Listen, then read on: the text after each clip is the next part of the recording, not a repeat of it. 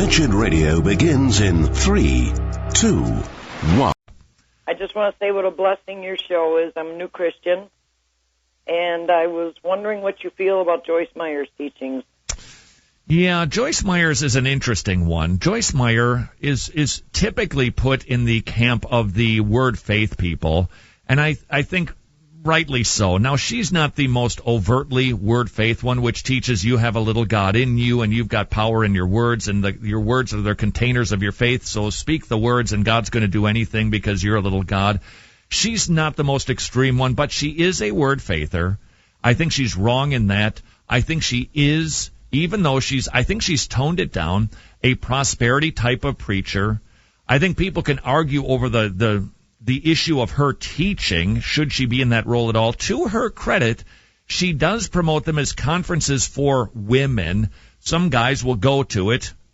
Need to go pick up their man cards someplace. But they'll go to it. But overall, she teaches to women. But I still think that while she gives some nice advice here and there, Peggy, and she's a very compelling and interesting woman to watch speak, I think that we can do a whole lot better with more biblical teaching, more exegetical preaching, with better application, and you don't have to listen so hard for the bad stuff because she's got a fair amount of meat, but she's got some bones in there that are pretty nasty. So my encouragement would be, let's do better than Joyce.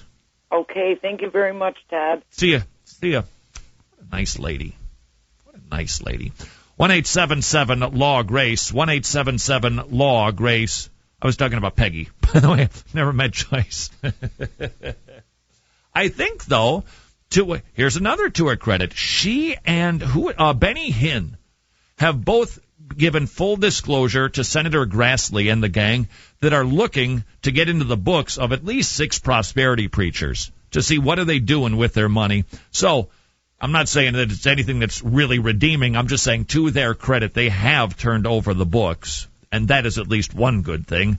In fact, next week, one of the things we'll do, maybe back-to-back with the John Piper 30th anniversary sermon for being installed and ordained as a pastor at Bethlehem Baptist Church, his first sermon.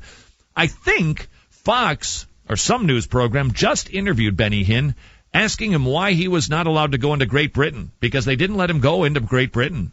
He didn't have the right paperwork, whatever, but because of his prosperity and his healing ministry that he has that is... Well, at least they recognize that it's not good. And so he's done a recent interview explaining why it is that he lives so lavishly. And